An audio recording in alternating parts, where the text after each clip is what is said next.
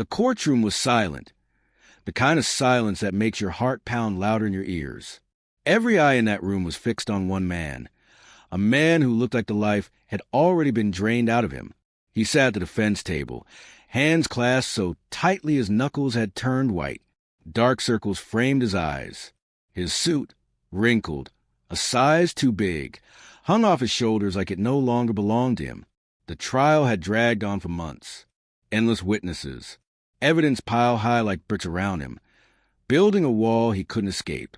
By this morning, everyone already knew how it would end. The prosecutor sat with quiet confidence, her files neatly stacked, her expression calm, as if the verdict had already been written. The jury avoided eye contact. Even the judge looked weary, her gavel resting beside a cold cup of coffee.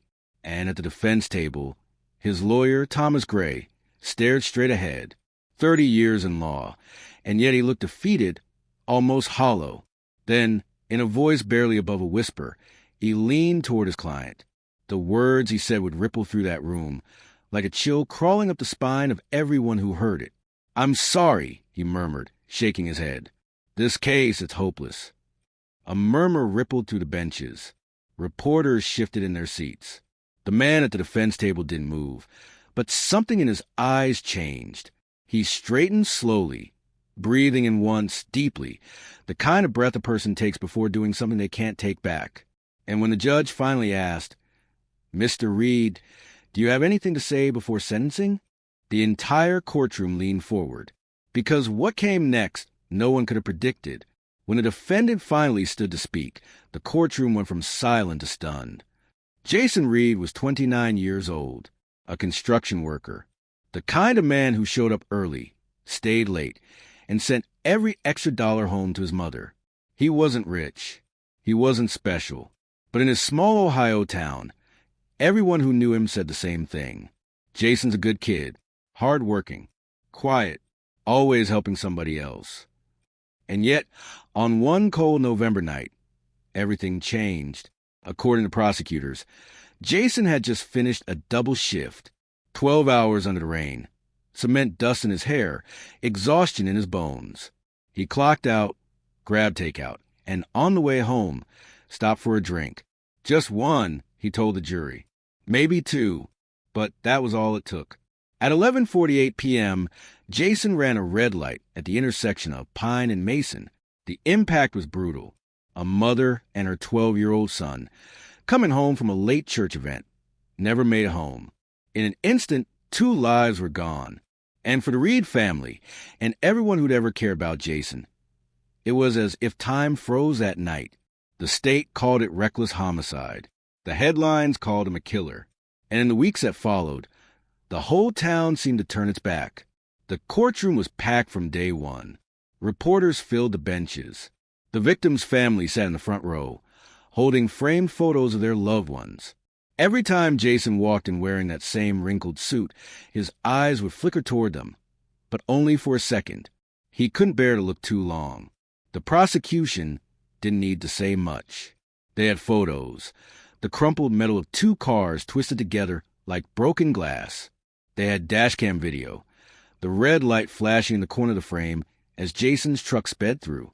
And they had Jason's own words, recorded the night of the crash. "I didn't see it. God, I didn't see them." His defense attorney, Thomas Gray, was a veteran. 30 years in courtrooms just like this one. He defended men who'd done worse and somehow walked free. But this was different.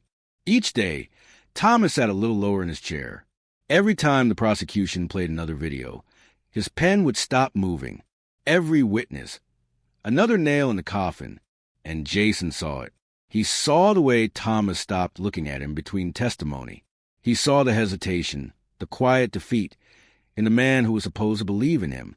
By the final day of trial, the air in the room felt heavy, like everyone was just waiting for the inevitable. Jason sat motionless while the prosecutor gave her closing argument, her voice sharp, steady, sure. When it was over, Thomas rose slowly, adjusting his glasses. He didn't even look at the jury. Instead, he turned toward the judge and said the words that would hang in the air like a sentence all their own. "Your Honor," he began softly, I've done this a long time. I've seen justice served, and I've seen it fail. I believe in the law. I believe in accountability. But I have to be honest, this case is hopeless. The room erupted. Reporters scribbling notes, whispers spreading like fire. Even Jason looked up for the first time in hours, his eyes wide, his jaw tight, disbelief written all over his face. The man defending him had just surrendered, and in that moment, everyone thought it was over. But what no one knew was that Jason Reed had one last thing to say, and it would change everything. Then the judge did something no one expected. She leaned forward, looking over her glasses, her tone softer than it had been all trial. "Mr. Reed," she said, her voice steady but low, "before I pass sentencing, do you have anything you'd like to say?" For a moment, Jason didn't move. He sat perfectly still, eyes locked on the wood grain of the defense table. You could almost hear the clock ticking behind him. His lawyer leaned closer and whispered, "Jason, don't say anything. It won't help. Please, just let it go." But Jason slowly pushed back his chair. The scrape of metal legs against the floor echoed through the courtroom like thunder. He stood, shoulders hunched, hands trembling, and turned to face the judge. "Your Honor," he began quietly, "I know I deserve whatever you're about to give me. I was careless. I took lives that can never be replaced, and I live with that every single day." His voice cracked, not from fear, but from something heavier, remorse. He took a slow breath, then turned toward the victim's family, a father and a teenage daughter sitting in the front row. They had sat through every hearing, every photo, every testimony. The father's hand rested on his daughter's shoulder, but she stared down, clutching a silver necklace. Jason's lips trembled as he spoke directly to them. "To you," he said, voice breaking, "I can't ask for forgiveness. I don't deserve it. But I want you to know something no one has heard yet." The room leaned forward. Even the reporters stopped typing. "I wasn't drunk," he said. Murmurs rippled through the benches. He swallowed hard. "The test was wrong. I wasn't speeding. I fell asleep behind the wheel." He paused, tears pooling in his eyes. "I've been working 36 hours straight. My daughter was sick. The bills were piling up. I thought I could handle one more job. I thought I could make it home." He wiped his eyes with the back of his cuffed hands. "That's not an excuse," he whispered. "That's my truth." The courtroom was silent. Even his lawyer looked frozen, eyes wide, because not even had heard this before. Jason reached into his pocket and pulled out a small, wrinkled piece of paper, edges torn, ink smudged. He stared at it for a long time before handing it to the bailiff. "This," he said softly, "is from my daughter. She's 6. She wrote it after she saw me on TV." The bailiff walked it to the bench. The judge unfolded it carefully. The handwriting was messy, drawn in purple crayon, with a small heart at the bottom.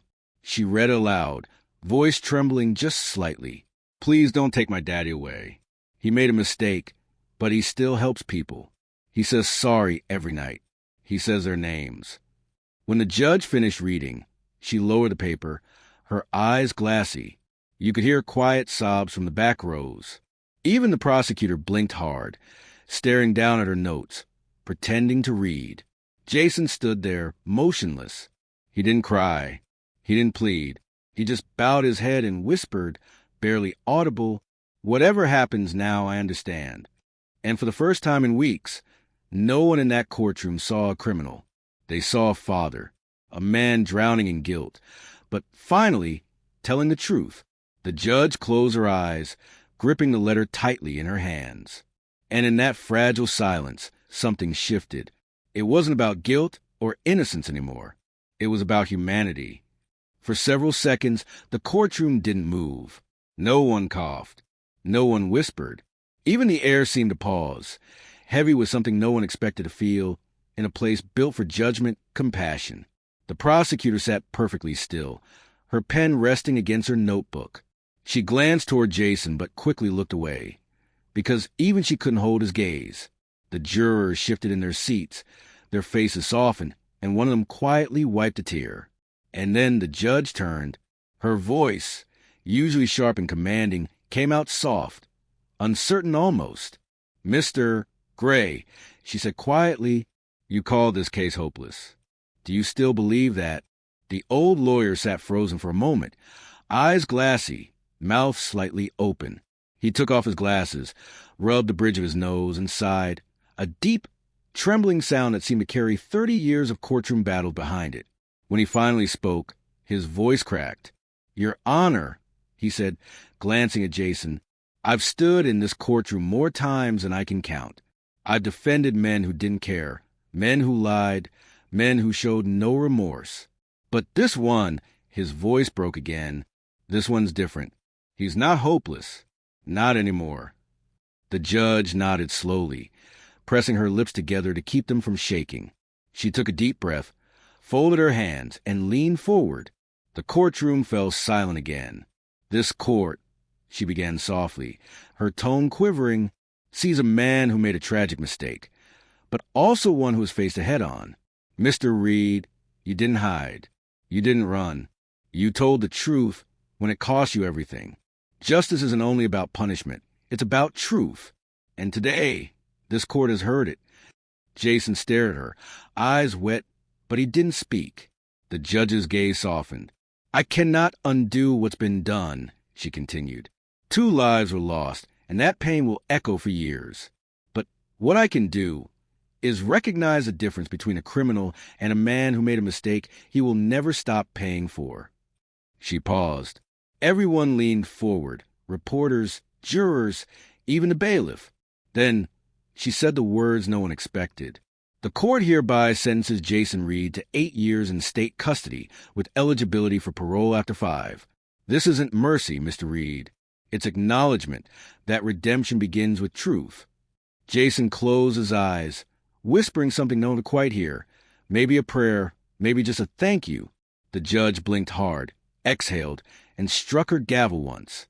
The sound echoed through the courtroom, sharp, final, yet strangely freeing.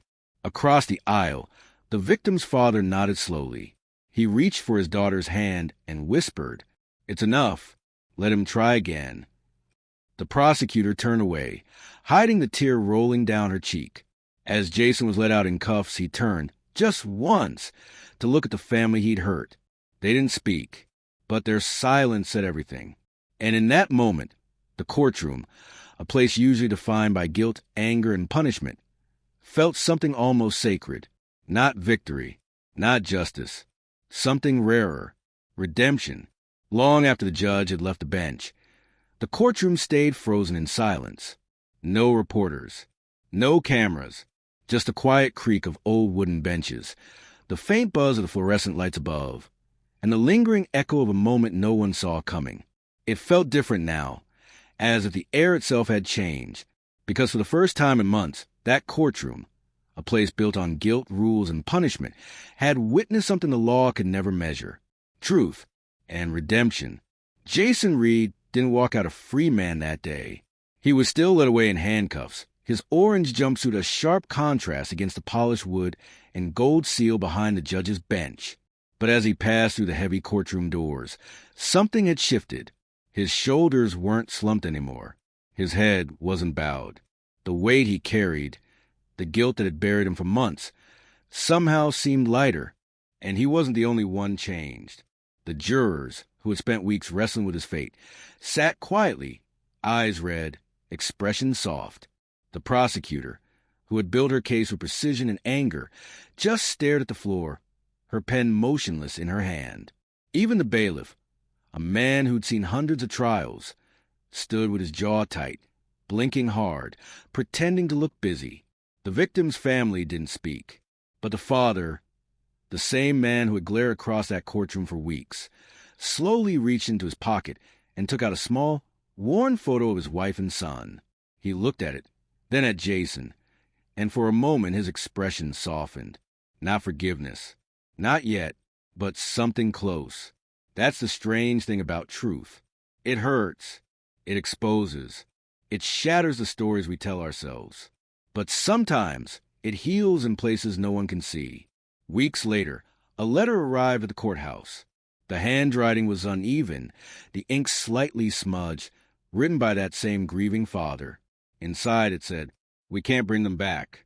But I saw the man who took them from us, and for the first time, I saw him cry." That's not something I ever expected. I believe that's where justice begins. The judge kept that letter, not in a file, not as evidence, but in the top drawer of her desk, folded neatly between the pages of an old leather notebook.